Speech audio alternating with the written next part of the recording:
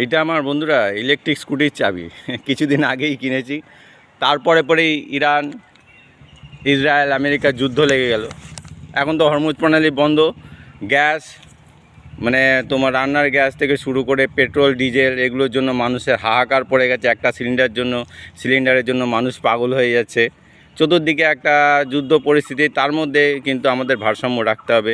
এই চারপাশে একটা ভালো মানে বাজে নেগেটিভ ভাইব্রেশন, এটা আমাদের একটা ভাইব তৈরি করছে, যেটা পজিটিভ না সেটা নেগেটিভ। সেইখান থেকে আমাদের বাঁচতে হবে, এবং নাহলে কিন্তু এর মধ্যেই আমরা ভেসে যাব। এই কারণে বলছি যে কোনো এই যে নেগেটিভিটি এগুলোকে আমরা লেট গো করব।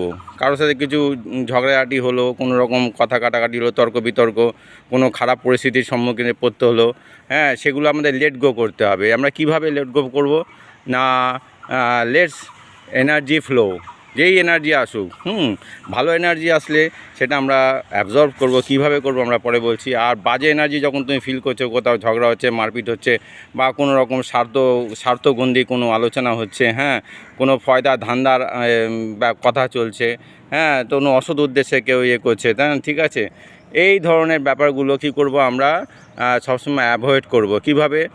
জাস্ট ফিল করতে হবে, জিনিসটা ফিল করতে হবে এবং লেট গো করতে হবে। ওর মধ্যে আমরা ইনভলভ হতে দেওয়া যাবে না নিজেকে, ওতে এনগেজ হতে দেওয়া যাবে না নিজেকে, ঠিক আছে? কোনো রকম রিয়্যাক্ট করাও যাবে না।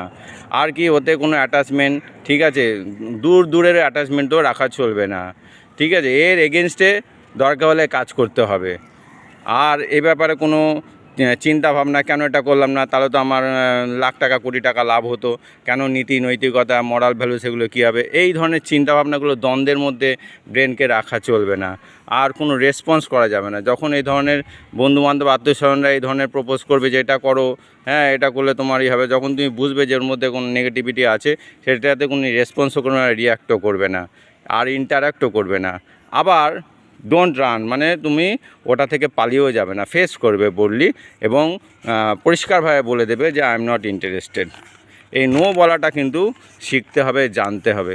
তাহলে কি করব আমি নেগেটিভ এনার্জিটাকে ফ্লো করে, যাতে আমার নেগেটিভ এনার্জিটা কোনো ক্ষতি না করে এটা যাতে জাস্ট বয়ে চলে যায়, টাইমটা যাতে পাস হয়ে যায়, তার জন্য আমরা কি করব? ইগনোর করব।